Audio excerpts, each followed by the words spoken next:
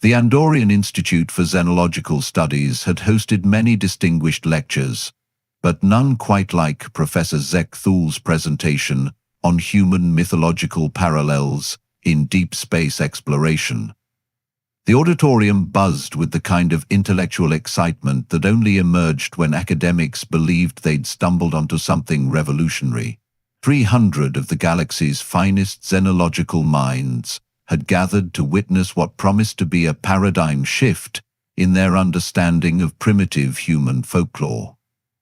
Professor Zek Thul, a distinguished Vorthan with the characteristic silver-scaled complexion of his species, adjusted his translation collar and gestured toward the holographic display. Colleagues, what I present today will fundamentally alter our perception of human mythological development. Through extensive analysis of their cultural databases, we have discovered that human legends contain startlingly accurate descriptions of actual galactic phenomena. In the back row, tucked between two eager graduate students, a middle-aged human woman named Commander Reese Chen, though she hadn't used that title in 15 years, sipped her coffee and tried not to laugh. The irony was delicious, really. Here was an entire auditorium of brilliant minds dissecting stories they believed to be ancient human fantasies, when in reality they were reading excerpts from classified mission reports she'd written herself. Consider this passage from their mythological corpus, Zek Thul continued, his voice carrying the pompous certainty of someone who'd never been wrong about anything important. The hero ventures into the void beyond stars, where time flows backward and space folds upon itself like origami made of darkness. There she encounters the singing crystals that hold the memories of dead civilizations. Reese nearly choked on her coffee. That wasn't mythology. That was her mission report from the Kepler 442 expedition, circa 2387. She'd spent 3 months in that temporal anomaly zone, and the singing crystals were actually crystallized data storage units left behind by the extinct Morvaki civilization. The poetic language had been her attempt to make the technical briefing more palatable for the bureaucrats back on Earth. Remarkable, isn't it? Zek Thul beamed at his audience. The precision of details suggests either remarkable coincidence or some form of species-wide precognitive ability. Note how the human myth describes the crystals as singing in frequencies that bypass the ear and speak directly to the soul.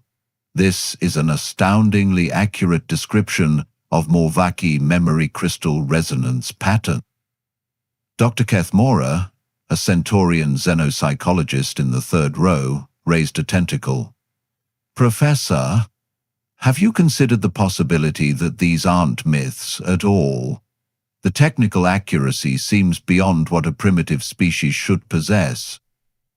Zek Thul's scales shifted to a deeper silver, the Vorthan equivalent of a condescending smile. My dear colleague, humans barely achieved interstellar travel 50 years ago. They lack the technological sophistication for such expeditions. These are clearly mythological constructs, possibly inspired by primitive radio telescope observations or fevered dreams of their science fiction writers. Reese had to bite her lip to keep from correcting him. Humans had been conducting deep space operations for over a century, but they'd gotten rather good at making sure nobody noticed. The official first contact timeline was convenient fiction, designed to keep curious galactic neighbors from paying too much attention to human activities. Let me share another fascinating example, Zek Thul continued, manipulating the hologram to display a new text passage. From their collection of tall tales, we find this account. The phantom ship traverses the spaces between spaces, crewed by those who died but forgot to stop working. They appear when civilizations teeter on the brink of extinction, offering salvation to those who accept their price. The professor's audience murmured appreciatively, but Reese felt her amusement drain away. That wasn't one of her reports. That was from the Lazarus Division, the deep, black operations unit that handled civilizational crisis intervention.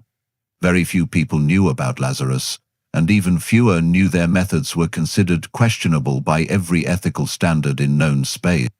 The anthropological implications are staggering. Zekthul pressed on, oblivious to the fact that he'd just described an active human military unit to a room full of potential intelligence assets. This phantom ship mythology appears in human cultures across multiple continents and historical periods. It suggests a deep psychological archetype related to their species' apparent obsession with martyrdom and sacrifice. Dr. Veltara, a hegemony researcher known for her work on interspecies psychology, leaned forward in her seat. "Professor, I've studied human behavioral patterns extensively. Their mythology often contains surprisingly sophisticated understanding of quantum mechanics and multidimensional physics. Are we certain these are primitive stories?" "Absolutely certain," Zekthul replied with the confidence of someone who'd never had his certainty challenged by uncomfortable facts. "Humans possess an intuitive grasp of certain concepts, but they lack the mathematical framework to truly understand them. They express complex ideas through metaphor and symbolism because they cannot process them rationally." Reese stood up slowly, her movement causing a ripple of attention through the auditorium. "Excuse me, Professor." Zekthul paused, his silver scales shifting to a slightly annoyed shade. "Yes? Do you have a question about the research methodology?" "Actually, I have a correction." Reese's voice carried the kind of quiet authority that made people listen without quite understanding why. "That passage you just quoted about the phantom ship? You're missing context. The full report includes technical specifications for their vessels, crew rotation schedules, and a detailed breakdown of their operational parameters." The auditorium fell silent. Zekthul's scales were shifting through several colors now, none of them particularly flattering. "I'm sorry, but these are mythological texts. There are no technical specifications in human folklore."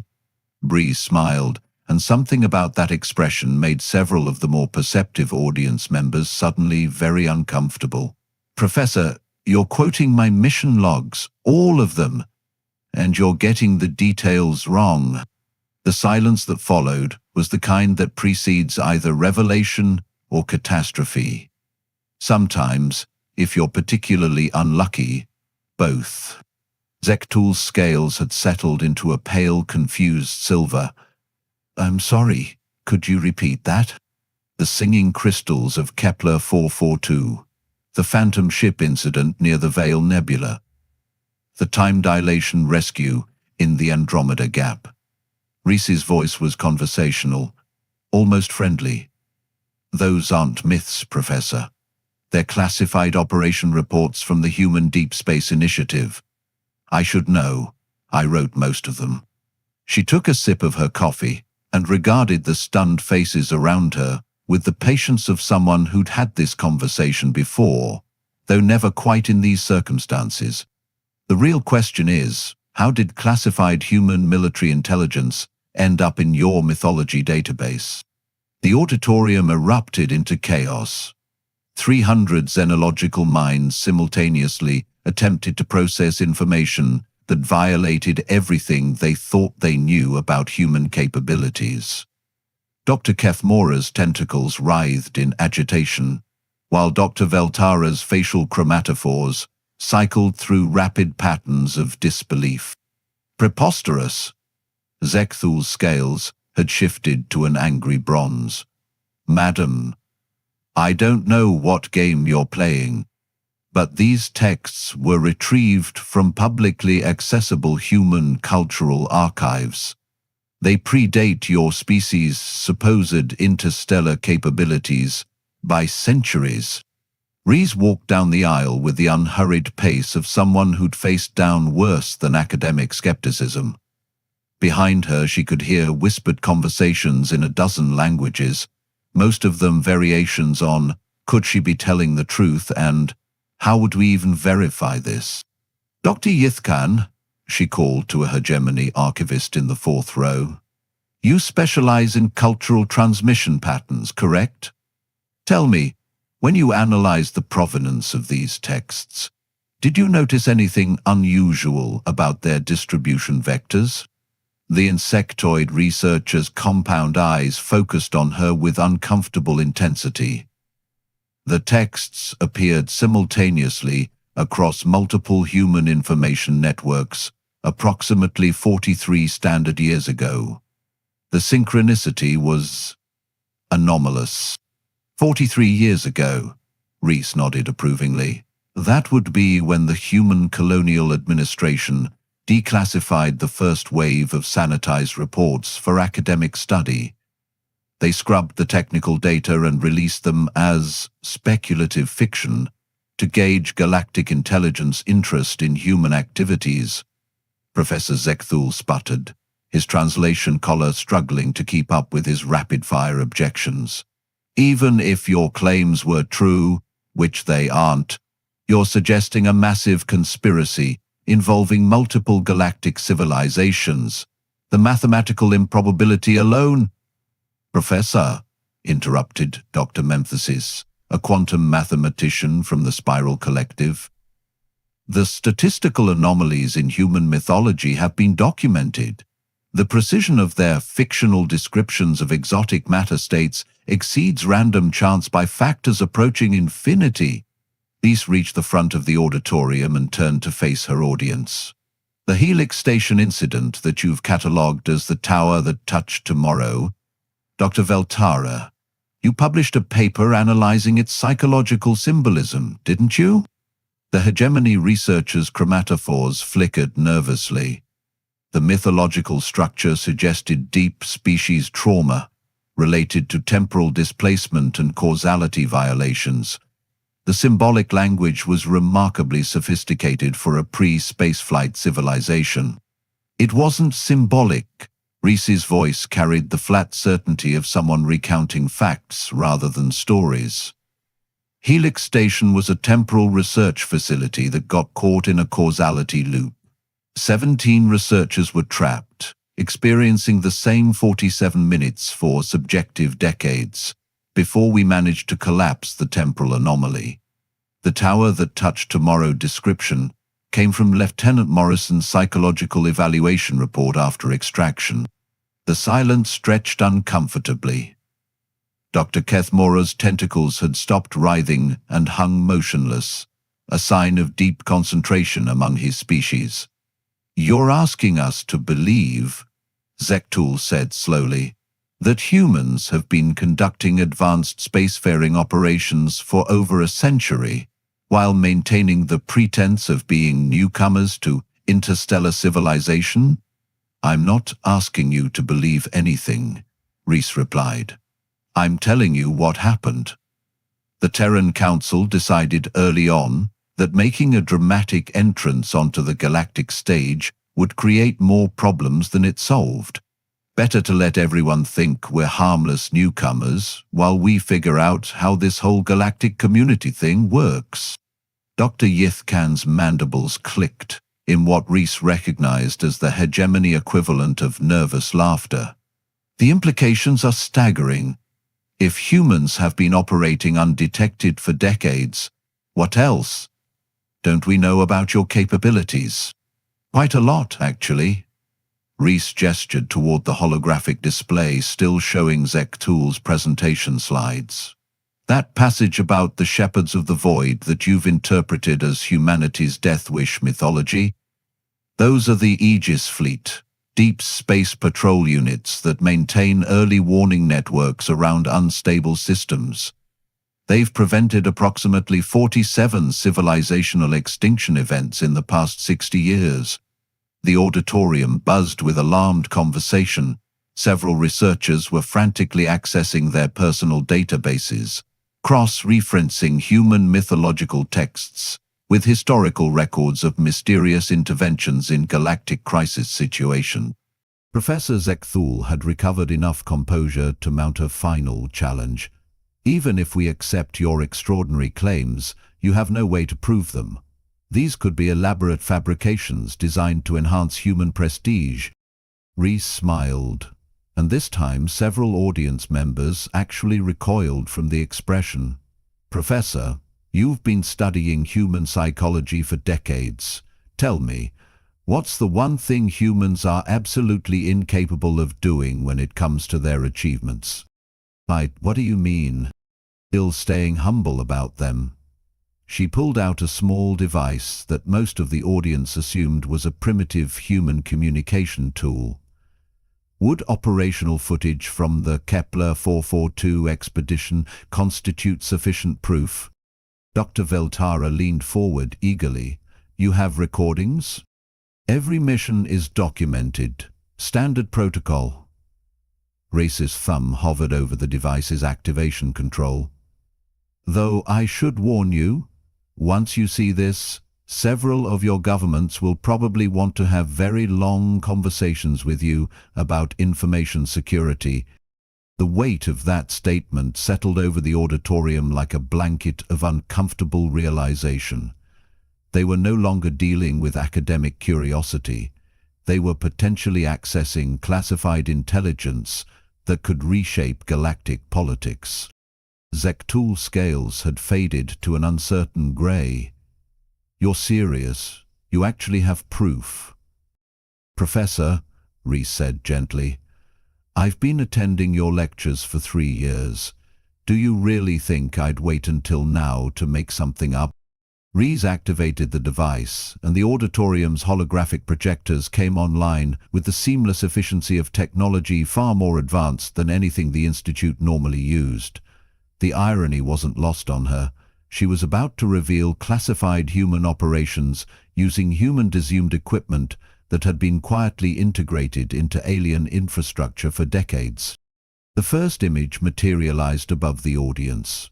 A vast crystalline structure suspended in the twisted space-time of a temporal anomaly. The crystals pulsed with internal light, and even through the recording's audio filters, their harmonic resonance created an almost hypnotic effect. Mission log, Kepler 442 expedition, day 73. Her own voice echoed through the auditorium, younger but unmistakably hers.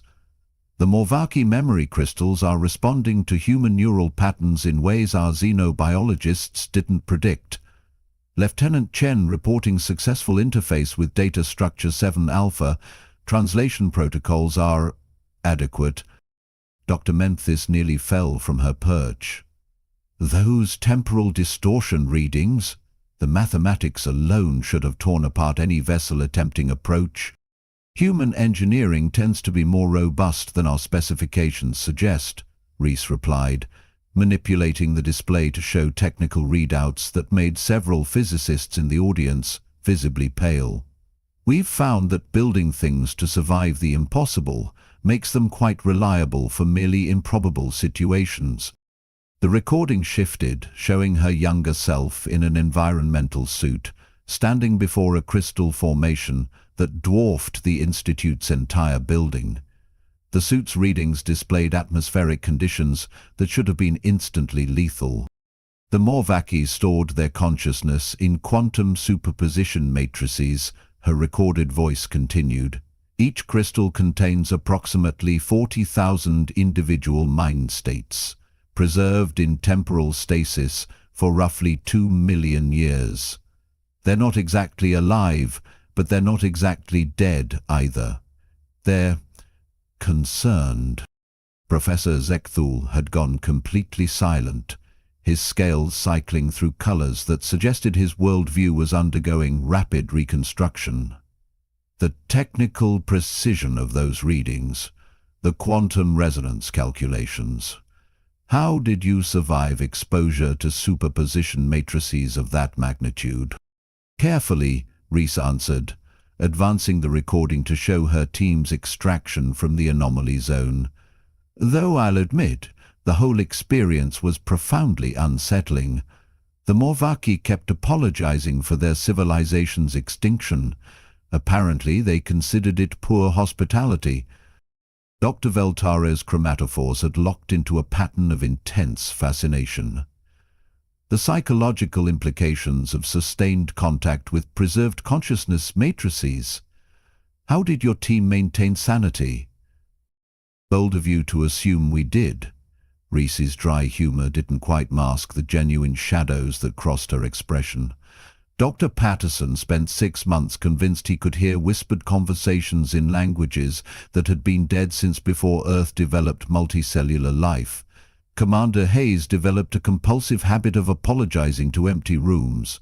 I started writing mission reports that read like poetry because conventional technical language felt inadequate.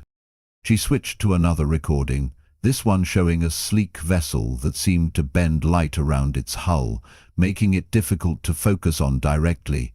The timestamp indicated it was recorded in deep space, far from any known star system. Lazarus Division operational footage, Reese announced, her tone becoming noticeably more formal. I wasn't part of this unit, but their mission reports occasionally crossed my desk for strategic analysis. The vessel in the recording approached what appeared to be empty space, but as it drew closer, the distortion fields revealed a massive structure, a space station in the final stages of catastrophic system failure. The readings showed radiation levels that should have sterilized everything within several light years. The Zektai colony in the outer spiral, Dr. Yithkan whispered, his compound eyes reflecting the recording's emergency lighting. They suffered total biosphere collapse 3 years ago. We sent survey teams but found no survivors. You found no survivors because Lazarus got there first, Reese confirmed. 17,000 colonists extracted in 43 hours, relocated to a prepared habitat in the Centauri secondary systems.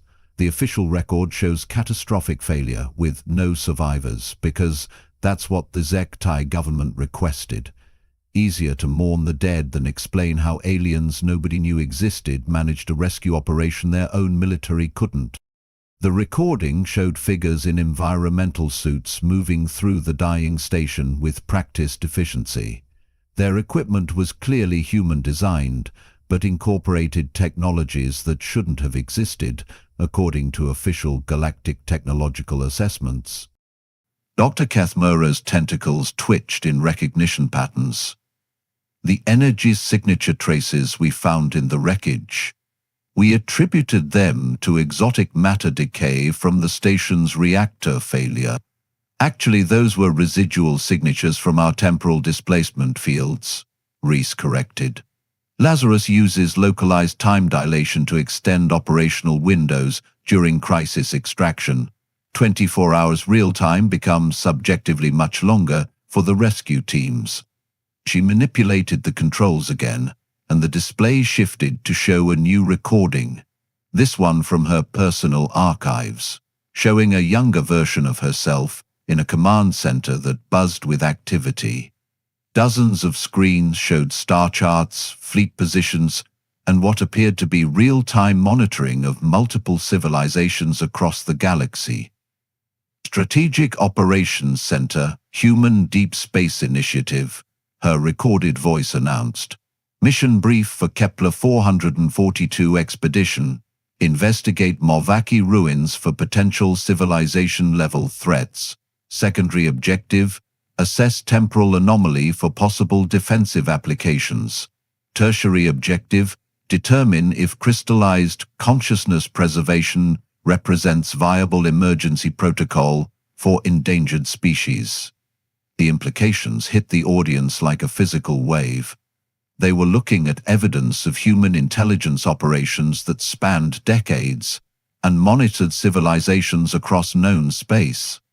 You've been watching us, Dr. Veltare said, her chromatophores shifting to patterns that indicated profound unease. All of us, for how long?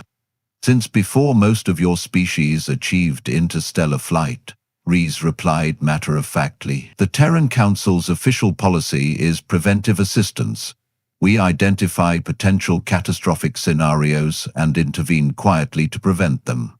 Sometimes that means evacuating colonies before their stars go nova. Sometimes it means leaving strategic technological advances where curious researchers will find them. Sometimes it means attending xenological conferences to make sure the academic community doesn't stumble onto information that might cause diplomatic incidents. Professor Zekthul finally found his voice, though it came out as barely more than a whisper. How many interventions? How many times have you helped? In the past century, Reese accessed her device's database with casual familiarity. 4,317 direct interventions, approximately 12,000 indirect ones, 7 complete civilizational relocations, 41 prevented wars, 6 prevented genocides, and 1 really awkward incident with a species that was accidentally worshipping a malfunctioning human probe as a deity. The auditorium had fallen into the kind of silence that precedes either enlightenment or existential crisis. The question you should be asking, Reese continued, isn't how long we've been watching, it's what we've been watching for. The weight of that statement settled over the auditorium like gravity suddenly doubling. Dr. Memphis was the first to break the silence, her mathematical mind immediately leaping to the most uncomfortable conclusion. "You're monitoring for existential threats?" she said, her voice carrying the hollow tone of someone who'd just realized they'd been living in a carefully maintained illusion of safety. "Something that could threaten the entire galactic community?" Reese nodded approvingly. The Spiral Collective always did produce the sharpest analytical minds. "Yes, Dr. Mentis. We're watching for what our strategic planners call cascade scenarios. Events that could trigger galactic-scale civilizational collapse." She manipulated her device again, and the display showed a 3-dimensional map of known space, with pulsing indicators scattered throughout like a constellation of potential disasters. Each indicator was color-coded, and there were far more red ones than anyone in the audience felt comfortable seeing. The hegemony's expansion into the void sectors triggered early warnings 18 months ago, Reese explained, highlighting a cluster of red indicators near hegemony space. "Your exploration fleets have been approaching the boundaries of something that doesn't want to be found. We've been quietly redirecting your survey missions to safer regions. Dr. Yithkan's mandibles clicked rapidly, a sign of extreme agitation among his species. "The navigation anomalies our fleets reported. The unexplained course corrections. Human intervention," Reese confirmed.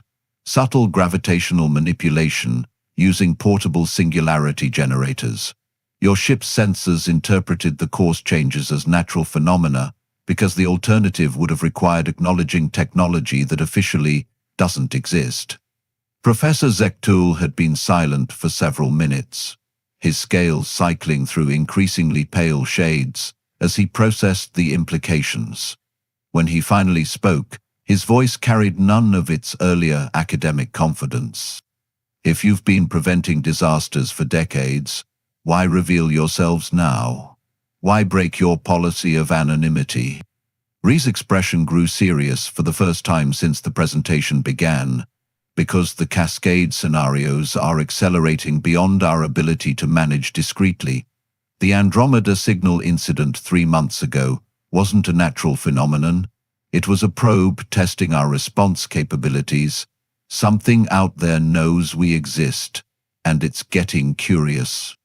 The holographic display shifted to show sensor readings from the edge of galactic space, where reality seemed to bend and twist in ways that made several physicists in the audience visibly nauseous. "The entity responsible has been dormant for approximately 60 million years, Reese continued. "Our xenoarchaeological teams believe it's responsible for at least 3 previous galactic mass extinction events. The Morvaki crystals contained warnings about it. That's why they preserved their consciousness. They were trying to leave a message for whoever came after. Dr. Veltara's chromatophores had locked into patterns of pure terror. You're saying there's something out there that could destroy every civilization in the galaxy? Not could, Reese corrected quietly. Will, unless we work together to prevent it. The discrete intervention model only works when the threats are isolated and manageable. This isn't. She paused the recording and turned to face her audience directly. The Terran Council has authorized full disclosure to the academic community because you're the ones who will need to convince your governments that cooperation with a species they thought was primitive might be the only thing standing between them and extinction. The silence that followed was broken by Dr. Keth Mora's tentacles, writhing in what Reese recognized as deep thought patterns. The psychological profiles your species maintains on all of us. You've been preparing for this moment. For 30 years, Reese acknowledged. We've been identifying individuals in positions of influence who could handle the truth and help facilitate the transition to open cooperation. Professor Zekthul's mythology lectures were particularly useful. Anyone attending them was already intellectually flexible enough to consider unconventional possibilities. Zekthul's scales shifted to an almost transparent silver, the Vorthan equivalent of complete bewilderment. You've been manipulating us, guiding our research. Everything we thought we discovered independently was breadcrumbs we left for you to find, Reese confirmed without apologizing. The alternative was letting you stumble around in ignorance until something killed you all. We prefer the breadcrumb approach. She gestured toward the still active holographic display, where the Cascade scenario map continued to pulse ominously. The entity in the void sectors will fully awaken within 18 standard months. When it does, it will begin converting matter and energy in this galaxy into something else. Something that organic life cannot survive in. The Morvaki calculations suggest we have approximately 7 years before the process becomes irreversible. Dr. Mimthis had been furiously calculating on her personal device. The energy requirements for galaxy-scale matter conversion, the mathematics are staggering. How do you fight something with that level of capability? Very carefully, and with the combined resources of every spacefaring civilization, Reese replied. Humans are good at impossible situations, but we're not miracle workers. We need the hegemony's industrial capacity, the Spiral Collective's computational resources, Vorthan expertise in exotic matter manipulation, and about a dozen other specialized capabilities that only exist within your various civilizations. Professor Zekthul had recovered enough composure to ask the obvious question, and in exchange for this cooperation, what do humans gain? Reese smiled, and for the first time that evening, the expression held genuine warmth rather than ironic amusement. The same thing you do, Professor. We get to continue existing in a universe where organic life is possible. She deactivated the holographic display and tucked her device away. The Terran Council has prepared comprehensive briefing materials for your respective governments. Dr. Veltara, your expertise in interspecies psychology will be particularly valuable in helping various political entities process this information without descending into panic. As she walked back up the aisle toward the exit, Reese paused next to Professor Zekthul's podium. Oh, and Professor, your lecture series on human mythology, the Terran Council would like to offer you a consulting position. It turns out we need someone who's good at explaining our actual capabilities without making them sound quite so terrifying. She reached the auditorium doors and turned back for one final observation. The biggest myth about humans isn't that we're primitive newcomers to galactic civilization. It's that we're reckless and unpredictable. In reality, we're methodical planners who've spent the last century preparing for exactly this conversation.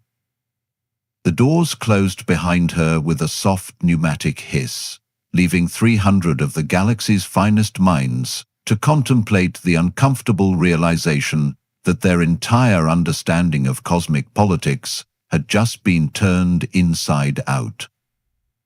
And somewhere in the void sectors, something ancient and patient registered the subtle shift in galactic electromagnetic patterns that indicated a species had finally decided to stop pretending to be harmless. The universe held its breath.